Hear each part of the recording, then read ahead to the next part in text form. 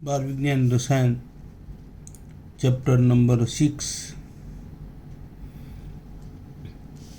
એમાં પ્રશ્ન number 121 બોક્સાઇટમાંથી sodium aluminate બને ત્યારે કઈ ધાતુઓના સંયોજનો અદ્રાવ્ય તરીકે અવક્ષેપણ પામે?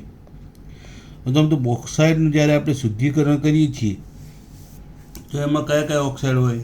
તો એફીનો ઓક્સાઇડ હોય, ટિટાનિયમનો હોય, સિલિકોનનો હોય અને એલ્યુમિનિયમનો હોય.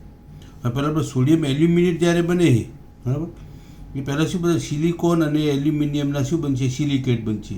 એટલે એ બે તો એમાં ઓગળી ગયા. તો બાકી કયા રહ્યા ઓક્સાઇડમાં? એફી અને ટીઆઈ. તો એફી અને ટીઆઈ હોય બરાબર.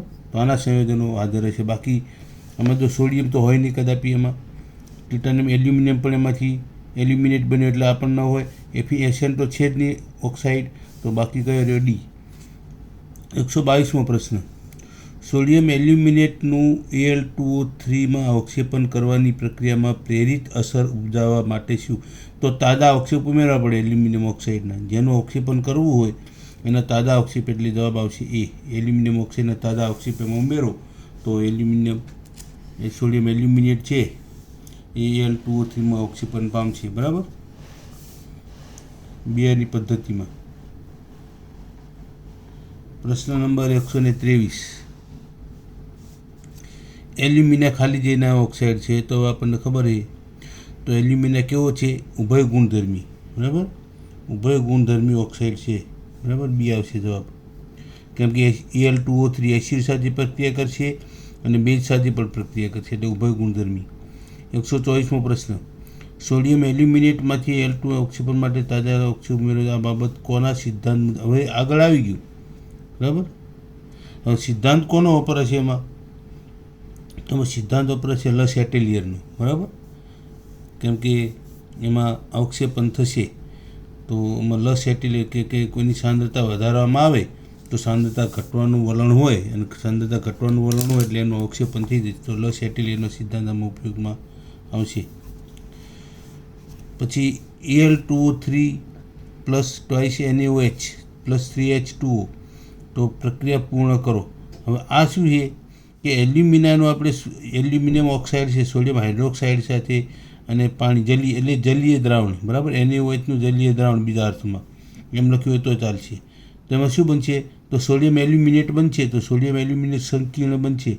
સોડિયમ એલ્યુમિનેટનું સૂત્ર ટ્વાઇસ, કેમ કે એલ્યુમિનિયમ હાઇડ્રોક્સાઇડ એટલે OH હાઇડ્રોક્સો કેવો છે? લિગેન્ડ તરીકે જોડાશે.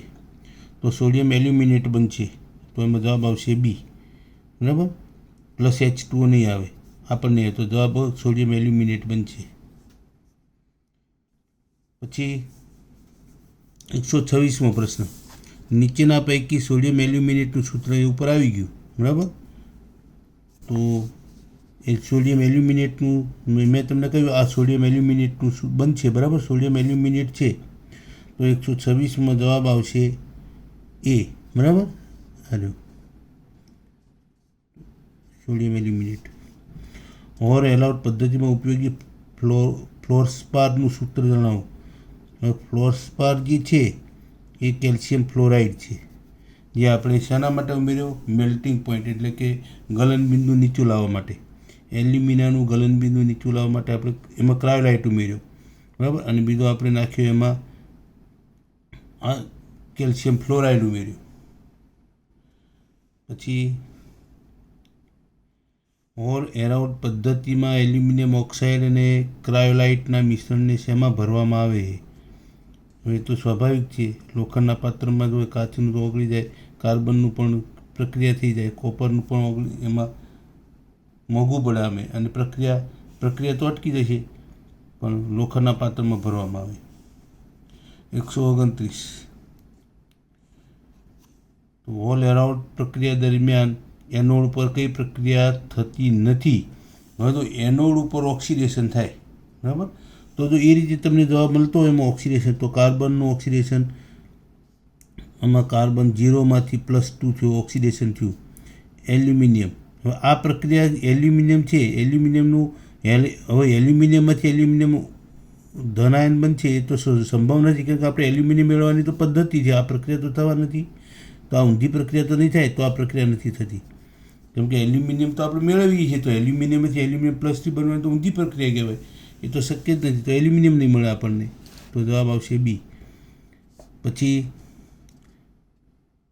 130મો પ્રશ્ન, એલ્યુમિનિયમના નિષ્કર્ષણની હોલ હેરોલ્ડ પદ્ધતિમાં કાર્બનયુક્ત ગ્રેફાઇટ કઈ રીતે કાર્ય કરશે? તો ગ્રેફાઇટનું કાર્ય શું? તો ગ્રેફાઇટ શું કરશે? કાર્બન છે, કાર્બન હંમેશા રિડક્શન કરતા તરીકે વર્તે, તો કાર્બન રિડક્શન કરતા તરીકે કામ કરશે. બરાબર. પછી 131મો પ્રશ્ન, Al2O3ના વિદ્યુત વિભાજન દરમિયાન એનોડ ઉપર મુક્ત થતો વાયુ કયો? તો એનોડ ઉપર ઓક્સિડેશન થાય, તો એનોડ ઉપર જો એની પ્રક્રિયા તમે જોઈ હોય તો પ્રક્રિયામાં એનોડ ઉપર ઓક્સિજન વાયુ ઉત્પન્ન થશે. એમાં નાઇટ્રોજન તો છે નહીં ક્યાંય, પ્રક્રિયામાં ક્યાંય નાઇટ્રોજન તો આવતો નથી, તો પાણી પણ ઉત્પન્ન નહીં થાય. SO2, એમાં સલ્ફર પણ ક્યાંય નથી, તો છે ઓક્સિજન. અને તમે અમે પ્રક્રિયા જુઓ કે એનોડ ઉપર ઓક્સિડેશન થાય તો જે એમાં ઓક્સિજન મુક્ત થયો, ઓક્સાઇડ જોડે ને એમાંથી O2 બનશે, તો ઓક્સિજન વાયુ એનોડ ઉપર બનશે. બરાબર. એટલે કે ઓક્સિજન -2માંથી 0, એટલે એનું શું થશે? ઓક્સિડેશન, તો ઓક્સિજન વાયુ છૂટો પડશે.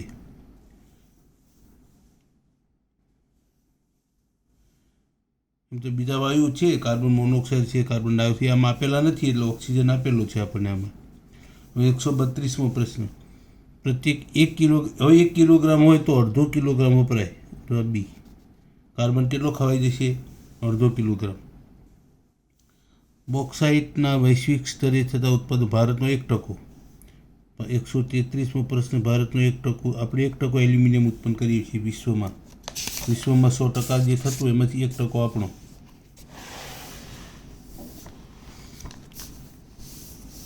પ્રશ્ન 134,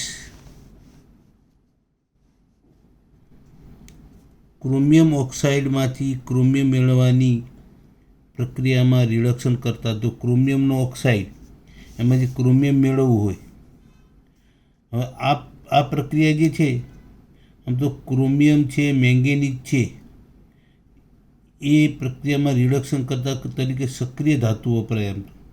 બરાબર. તો આમાં સક્રિય ધાતુ કઈ છે? નિકલ, એફી, તો એલ્યુમિનિયમ વડે રિડક્શન કરવામાં આવે. એમાં તમને એટલે કઈ થર્માઇટ વિધિ છે? આ થર્માઇટ વિધિ જો તમારા કોર્સમાં છે કે નહીં ખબર નહીં, પણ થર્માઇટ વિધિમાં શું કરવામાં આવે? ક્રોમિયમનો ઓક્સાઇડ, એમાં એલ્યુમિનિયમનો પાવડર મિક્સ કરવામાં આવે, એમાં મેગ્નેશિયમની પટ્ટી રાખી અને પછી એને સળગાવવામાં આવે. એટલે એમાં એકવાર પ્રક્રિયા શરૂ થાય એટલે ઉષ્મા ઉત્પન્ન થાય, એટલે આપોઆપ પ્રક્રિયા થઈ જાય, એટલે થર્મલ ઉત્પન્ન થાય, એટલે એને થર્માઇટ અથવા એલ્યુમિનોથર્મી પ્રક્રિયા પણ કહેવાય આ વિધિને. તો એમાં એલ્યુમિનિયમનો ઉપયોગ આપણે કર્યો હતો. 135મો પ્રશ્ન, તો ક્રોમિયમ અને મેંગેનીઝ ધાતુના ઓક્સાઇડમાંથી ધાતુ મેળવવાની એલ્યુમિનોથર્માઇટ, મેં તમને કહ્યું એ એલ્યુમિનિયમ કઈ રીતે વર્તે છે? તો એલ્યુમિનિયમ કઈ રીતે વર્તે? રિડક્શન કરતા તરીકે. તો 135માં જવાબ આવશે બી, રિડક્શન કરતા. ઉપર આવી ગયો જવાબ, લખ્યો ને રિડક્શન કરતા, તો આમાં રિડક્શન કરતા એ જવાબ આવશે. ફટકડી એ કઈ ધાતુનું મહત્ત્વનું સંયોજન છે? તો એનું નામ જ એલમ છે. બરાબર. પોટાશ એલમ, એટલે પોટેશિયમ સલ્ફેટ અને એલ્યુમિનિયમ સલ્ફેટ. તો એલમ મહત્ત્વની ધાતુ કઈ? એલમ નામ શાના પર? એલ્યુમિનિયમ ઉપરથી એલમ, ફટકડી. નીચેના પૈકી કઈ એલ્યુમિનિયમની મિશ્ર ધાતુ નથી? જો આમાં એલ્નિકોમાં એલ્યુમિનિયમ આવે છે. બરાબર. તો 137માં બીજો છે ઇન્વાર. હવે ઇન્વાર આ મિશ્ર ધાતુ છે, ઇન્વાર મેટલ. મેગ્નેલિયમ, એલ્યુમિનિયમ, લિયમ આવી ગયો ને, અને આમાં એલ્યુમિનિયમ શબ્દ આવે છે. લ્યુમિન, એલ્યુમિનિયમ, આમાં લિયમ, અને આમાં એલ્યુમિનિયમ, એલ્નિકો, તો ઇન્વાર નથી, મિશ્ર ધાતુ છે. નીચેના પૈકી એલ્યુમિનિયમની મિશ્ર ધાતુ કઈ? તો હવે આ મિશ્ર ધાતુની આપણા કોર્સમાં નથી, આમ તો એના બધા ઉપયોગો કોર્સમાં નથી, પણ એમાં કઈ મિશ્ર ધાતુ? હવે એલ્યુમિનિયમની કઈ મિશ્ર ધાતુ છે? તો સ્ટીલ નથી, ડેલ્ટા મેટલમાં નથી, એલ્નિકો, એલ્યુમિનિયમ, નિકલનો કોબાલ્ટ, એલ્નિકો. સિગારેટના ખોખામાં તો એલ્યુમિનિયમ. પાટલો વરખ જે ચમકતો હોય છે ને. 140મો પ્રશ્ન, કોપર પાયરાઇટની નીચી જાતની કાચી ધાતુ માટે કઈ વપરાય? તો નીચી હોય તો ભીની ધાતુ કર્મવિધિ વપરાય. 141મો જવાબ છે સી. એમાં ભીની કોપર પાયરાઇટની નીચી જાતની કાચી ધાતુ માટે ખાલી જગ્યા વપરાય. તેમાં વપરાશે સી, નિસ્તાપન પદ્ધતિ. બરાબર. અને એની જે વિધિ ધાતુ કર્મ વિધિ છે ને ભીની ધાતુ કર્મ વિધિ કહેવાય એને. કે એમાં આપણે શું કરીએ છીએ કે જો એમાં હલકી કક્ષાની જો ખનિજ હોય તો એમાં સલ્ફ્યુરિક એસિડ ઉમેરી એમાં કોપર સલ્ફેટ એને અલગ કરીને એનું વિદ્યુત વિભાજન એટલે ભીની ધાતુ કર્મ વિધિ કહેવાય. આમાં જવાબ આવશે નિસ્તાપન પદ્ધતિ. એનું આપણે નિસ્તાપન કરીશું. ધાતુ કર્મ વિધિ પૂછી હોય તો ભીની, એનું નામ ભીની, પણ આપણે નીચી જાતની કાંઈ તો કઈ પદ્ધતિ કઈ વપરાશે? તો નિસ્તાપન પદ્ધતિ. 142મો પ્રશ્ન, કોપર પાયરાઇટની ઊંચી જાતની કાચી ધાતુ માટે તો એના માટે સૂકી વપરાય. બરાબર. તો એના માટે સૂકી ધાતુ કર્મ વિધિ વપરાય છે. આમાં ભીની, આમાં સૂકી. 143, કોપરના 143મો પ્રશ્ન, કોપરના સલ્ફર પ્રત્યેના આકર્ષણમાં તાપમાનના વધારા સાથે તો તાપમાન વધે તો એનું આકર્ષણ વધશે. યાદ રાખજો. કોપરનો સલ્ફર જે છે, કોપરના સલ્ફર સાથેનું આકર્ષણ, જો કોપરને સલ્ફર પ્રત્યે આકર્ષણ હોય અને એફી લોખંડને ઓક્સિજન પ્રત્યે આકર્ષણ, પ્રબળ આકર્ષણ હોય.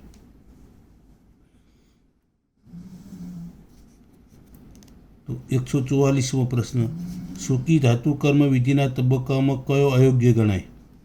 હવે તો એમાં કયો તબક્કો? જો સંકેન્દ્રણ તો કરવું પડે, ભૂંજન પણ કરવું પડે, પ્રદ્રાવણ પણ કરવું પડશે, દ્રવ ગલન નહીં આવે એમાં. દ્રવ ગલન તો શું હોય કે જો જેનું મેલ્ટિંગ પોઈન્ટ નીચું હોય, આપણે ચોક્કસ પ્રકારનો એમાં દ્રાવક ઉમેરીએ તો એ દ્રવ ગલન આમાં નહીં આવે, કેમ કે ઓગળશે નહીં. 145, મુક્ત અવસ્થામાં મળતા કોપર સાથે રહેલી અશુદ્ધિઓ દૂર કરી આશરે કેટલા ટકા કોપર? 5% મેળવી છે આપણે. એમ તો 5% આપણને મળે છે કુદરતમાંથી શુદ્ધ અવસ્થામાં 5%. આ તમારે યાદ રાખવા પડશે. બુકની અંદર આપેલા જ છે આમ તો બધા. પછી પ્રશ્ન નંબર 147, કુદરતમાં મળી આવતા કોપર સલ્ફાઇડ ખનિજોમાં રહેલી આશરે 2% કોપરનું સંકેન્દ્ર કર્યા બાદ ખાલી જગ્યા ટકા કોપર ધરાવતી કાચી ધાતુમાં રૂપાંતર થાય.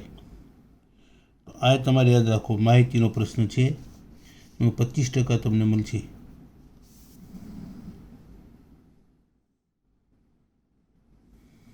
ફિલ્મ પ્લવન પદ્ધતિથી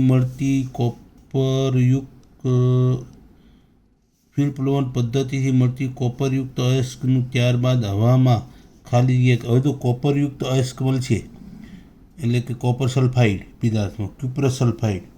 તો ક્યુપ્રસ સલ્ફાઇડને પછી શું કરવું પડશે? આપણે એને હવાની હાજરીમાં ભૂંજન કરીએ એટલે ઓક્સાઇડમાં રૂપાંતર થશે.